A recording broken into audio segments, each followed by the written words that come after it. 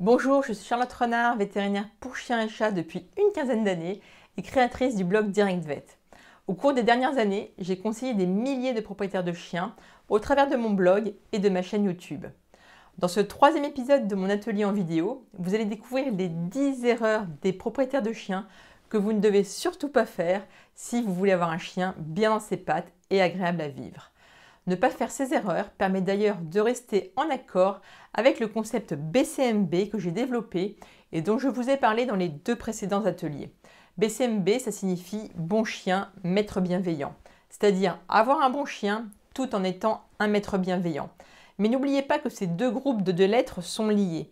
Il ne s'agit pas d'avoir un bon chien qui obéirait, mais à n'importe quel prix, notamment en cassant le lien qui nous unit à notre chien et en utilisant par exemple des techniques musclées, des techniques coercitives. Car il faut savoir que ce genre d'obéissance musclée s'accompagne fréquemment de troubles du comportement et ce type d'obéissance n'est en général pas suivi sur le long terme par le chien. Le chien ne va plus respecter les ordres qu'il a appris dès qu'il trouvera des motivations plus fortes et beaucoup plus sympas que son maître. À côté de ça, il ne s'agit pas non plus d'être un maître bienveillant qui, à vouloir être trop bienveillant, tombe dans le côté bisounours et n'arrive pas à obtenir quoi que ce soit avec son chien. Le but est vraiment d'allier les deux côtés de la même pièce, un bon chien et un maître bienveillant. Et que tout ça s'enchaîne parfaitement pour être dans une relation épanouie avec son chien. Et ainsi devenir un exemple dans sa communauté de comment on se comporte avec son chien aujourd'hui dans cette nouvelle décennie. Dans les vidéos précédentes de l'atelier, que vous pouvez visionner en cliquant sur les vignettes juste au-dessus, je vous ai montré pourquoi l'éducation canine traditionnelle est aujourd'hui dépassée et n'est plus le modèle à suivre si on veut une relation homme-chien harmonieuse. Même si de nombreux vétérinaires ou éducateurs canins l'enseignent encore car ils n'ont pas encore remis à jour leurs connaissances. Je vous ai aussi expliqué que se tourner vers les méthodes d'éducation bienveillantes, on dit aussi positives, est une formidable opportunité pour éduquer son chien en respectant ses valeurs tout en obtenant un chien équilibré. D'ailleurs, c'est juste super. Vous avez été des centaines à suivre les deux premiers épisodes et à réagir en dessous des vidéos en me laissant vos commentaires et en me disant comment se passe votre relation avec votre chien. Si jamais vous prenez cette série de vidéos en route et que vous n'avez pas eu le temps de voir les deux premières vidéos, je vous conseille vraiment de les voir avant de regarder la suite. Alors dans ces premières vidéos, je vous ai aussi expliqué comment les chiens apprennent avec le conditionnement, puis je vous ai donné aussi 2-3 astuces d'éducation bienveillante comme la règle du poireau quand un chien saute ou la règle du 1 mois, 1 heure pour l'acquisition de la propreté. Aujourd'hui, nous allons donc passer ensemble en revue les 10 erreurs à ne pas faire quand on a un chien. Allez, c'est parti tout de suite avec la première erreur. La première erreur, c'est de ne pas se soucier de la santé de son compagnon. Pour pouvoir éduquer son chien et être sûr d'avoir un chien cool, la base, c'est tout simplement d'avoir un chien en bonne santé. La raison est simple, un chien qui ne se sent pas bien à 100% ne pourra pas se concentrer sur ce qui se passe. Pour qu'un chien soit cool et heureux, il doit être en bonne santé. Vous devez donc vous soucier de la prévention des maladies de chiens et vous devez savoir détecter les problèmes pour pouvoir emmener votre toutou chez le vétérinaire au bon moment. Pour cela, une chose à connaître, c'est la règle ABCD. Alors A, c'est pour appétit, comment est l'appétit de votre chien. B, la boisson, comment est-ce qu'il boit plus, est-ce qu'il boit moins. C, c'est pour comportement, comment est le comportement de votre chien. Est-ce qu'il y a des choses qui ont changé? Par exemple, il se met à se lécher un endroit, à s'arracher les poils, à avoir la tête penchée, à se gratter l'oreille, etc. Ensuite, D concerne la digestion. Comment est-ce qu'il digère? Est-ce qu'il y a de la diarrhée? Est-ce qu'il y a des vomissements? Ensuite, après le D, on continue les lettres. Alors, il y a E pour élimination. Comment est-ce qu'il fait pipi? Comment est-ce qu'il fait caca? Ensuite, on arrive au F pour la fatigue. Est-ce qu'il dort plus ces derniers temps ou pas? G pour grosseur. Si jamais vous voyez une boule qui apparaît, une grosseur, c'est à noter. Ensuite, il y a le H pour allaitement. C'est-à-dire comment est-ce qu'il respire? Est-ce qu'il respire plus vite? Est-ce qu'il respire moins bien? Est-ce qu'il tousse? Etc. Du coup, n'importe quel signe concernant ces points et qui persiste plus de 36 à 48 heures doit vous pousser à consulter votre vétérinaire. La prévention et les soins sont tellement importants que dans ma formation Bon Chien, il y a une partie qui est consacrée rien qu'à la prévention et il y a une partie qui est consacrée rien qu'aux soins de base. Alors la deuxième erreur, c'est de secouer son chien par la peau du cou. Alors souvent pour justifier cette action, certaines personnes disent qu'ils secouent la peau de leur chien comme le ferait la mère, entre guillemets. Il ne faut surtout pas faire ça. Il s'agit d'un mythe, les mères chiens, il n'y a qu'à les observer un petit moment pour s'en rendre compte, elles ne font pas ça. À la rigueur, elles disputeraient leurs chiots en leur grognant dessus ou en claquant des dents ou en les mordillant, mais elles ne les secouent pas par la peau du cou. Ça, c'est un signe de mise à mort entre chiens. Du coup, en secouant par la peau du cou, les seules choses qu'on fait, c'est développer à la fois l'agressivité d'un chiot et à la fois la peur de la main de l'homme. La troisième erreur, qui ressemble beaucoup à la précédente, c'est de pratiquer l'alpha roll. C'est une technique qui consiste à bloquer son chien sur le dos pour le soumettre et lui montrer qui est le chef. Alors là, c'est pareil, c'est le meilleur moyen pour développer l'agressivité de votre chien et casser rapidement le lien de confiance qui vous unit à lui. Dans la formation Bon Chien, je donne plein d'astuces pour construire un vrai lien entre un chien et un humain.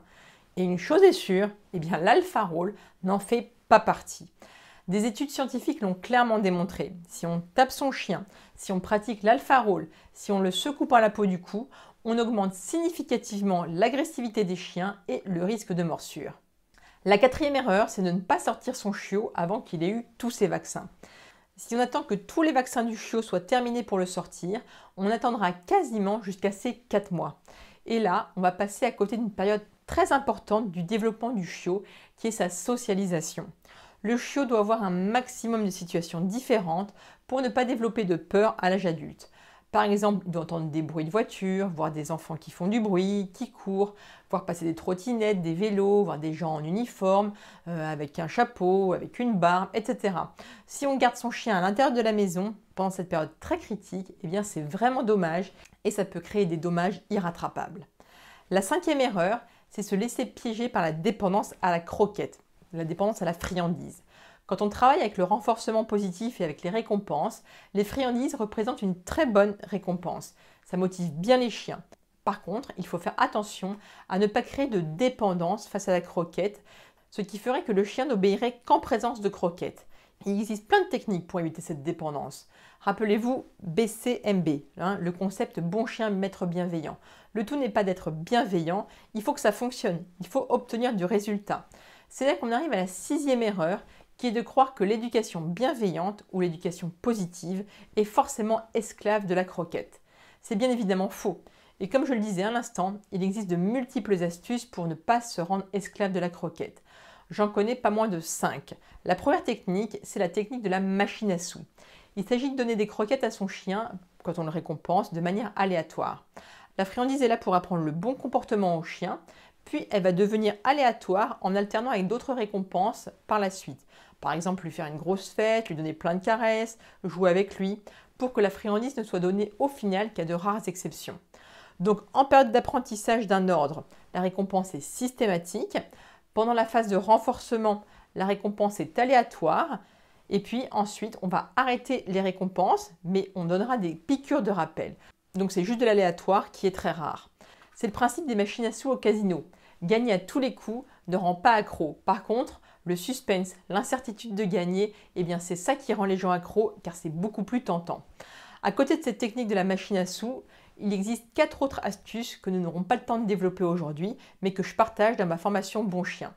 La formation Bon Chien est basée sur le concept BCMB, donc de la bienveillance, mais aussi du résultat. La 7e erreur à ne pas faire, c'est d'utiliser des colliers qui font mal. Collier étrangleur, collier à pic ou collier électrique. Tout d'abord, d'un point de vue médical, car vous savez qu'au niveau du cou passent certains éléments anatomiques très importants. Donc avec des colliers qui font mal, il y a un risque de créer des lésions non négligeables au niveau du cou. Au niveau de la peau, au niveau des muscles, au niveau des vertèbres, ce sont les vertèbres cervicales qui passent, au niveau de la trachée, des vaisseaux sanguins, etc. Certains chiens, notamment de type brachycéphale, c'est ceux qui ont le nez aplati, comme les boxers ou les bulldogs, peuvent même développer des œdèmes pulmonaires à cause des colliers étrangleurs, car ça crée des grandes variations de pression au niveau de la cage thoracique. De même, pour d'autres chiens, ça pourrait occasionner des glaucomes, c'est-à-dire une augmentation de pression au niveau de l'œil. Ensuite, c'est aussi une erreur car, de nouveau, les colliers qui font mal, ils vont augmenter l'agressivité des chiens et ils peuvent aussi favoriser de mauvaises associations. Je vais vous expliquer ça tout de suite. On tire sur le collier et on fait mal au chien quand un autre chien passe. Eh bien, votre chien va associer la douleur qu'il ressent à cet autre chien qui passe. Et là, on va ne faire qu'empirer les problèmes d'agressivité. Il y a des manières plus appropriées de résoudre ces problèmes en se consacrant à renforcer les bons comportements en amont. J'explique tout cela dans ma formation Bon Chien. Comment détecter les déclencheurs d'un comportement indésirable, ensuite comment limiter l'apparition de ce déclencheur, puis favoriser et renforcer les bons comportements. Pour finir sur la problématique du collier, il faut aussi savoir qu'un collier normal, tout bête, peut aussi avoir des répercussions sur un chien dès lors qu'il tire. Le mieux est donc de passer au harnais. Je vous expliquerai dans la 4e vidéo comment choisir le bon harnais. Alors les 3 dernières erreurs sont assez proches. 8e erreur, c'est penser que le chien doit manger absolument après son maître. 9e erreur, penser que le chien ne doit pas pouvoir passer les portes en premier et ainsi ne doit pas entrer en premier dans les pièces. Ensuite, la 10e erreur, c'est penser que le chien qui monte sur le canapé est forcément un chien dominant. Alors ces 3 dernières erreurs sont en fait des conseils entendus 1000 fois ces dernières années et qui font partie de ce qu'on appelle la théorie de la dominance. Non, un chien ne cherche pas à dominer un humain par quelque stratégie que ce soit. Une relation de dominance, en fait, quand elle existe, ne peut s'établir qu'au sein d'une même espèce et jamais entre 2 espèces différentes, comme mettons entre les hommes et les chiens. Ensuite, au sein de l'espèce canine, la dominance n'est pas un état de fait, elle est fluctuante et elle va varier en fonction du moment et des ressources en jeu. Par exemple, un chien pourrait être dominant par rapport à un autre chien pour protéger son os, mais il pourra très bien se laisser dominer pour une ressource qui l'intéresse moins, par exemple pour un jouet. Du coup, les chiens ne cherchent pas à dominer les humains. Ne basez pas votre relation avec votre chien sur des fausses règles qui ne servent strictement à rien. Mangez quand vous voulez. Si un chien monte sur un canapé, c'est tout simplement parce que c'est plus confortable, pas parce qu'il veut vous dominer. Donc, laissez-le monter sur le canapé si ça ne vous dérange pas. Par contre, si ça vous dérange, vous avez bien évidemment le droit de créer vos règles de vie chez vous. C'est évidemment quelque chose de très important, savoir créer ses règles. Et c'est ce que j'enseigne dans la formation Bon Chien. Il est important de se rendre compte qu'une nouvelle avancée met en général 20 ans pour être adoptée par le grand public. Les États-Unis ont commencé à parler des bienfaits de la bienveillance à la fin des années 2000. La Société des vétérinaires américains spécialisée en comportement a communiqué sa recommandation sur l'arrêt de l'usage de la punition en 2007, puis sur l'arrêt de la théorie de la dominance en 2008. En suivant ce timing, il faudra encore une dizaine d'années pour que tous les vétérinaires du monde, tous les éducateurs canins et propriétaires de chiens s'y mettent. C'est pour cela que j'ai décidé de faire cette série de vidéos pour contribuer à la transmission de ce message. De même, dans la formation que j'ai créée, la formation Bon Chien, j'explique comment avoir un chien bien dans sa tête et bien dans ses pattes en utilisant les méthodes bienveillantes et tout en étant en adéquation avec le concept BCMB, c'est-à-dire de la bienveillance mais aussi bien évidemment du résultat. Je vais ouvrir les portes de ma formation Bon Chien pour une nouvelle promotion d'élèves mardi à 11 h. Comme tous les ans, il y aura des bonus pour les premiers à s'inscrire et à rejoindre la formation.